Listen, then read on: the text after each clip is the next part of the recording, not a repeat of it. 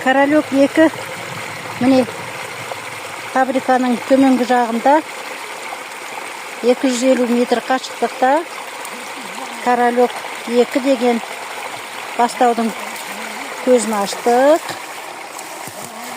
Міне сарқырап ағызып қойдық. Міне қараңыздар.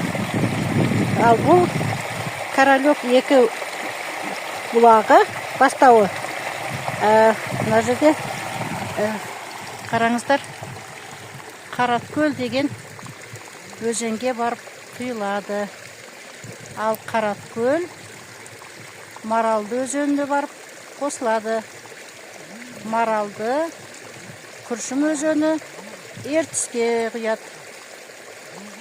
Міне көрдіңіздер ме? Міне қараңыздар. Міне. Ал енді мына жерде департамент экологияның жұмыскөрі Баян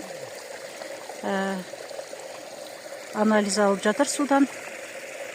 Бүгін 14 мамыр 2025 жыл.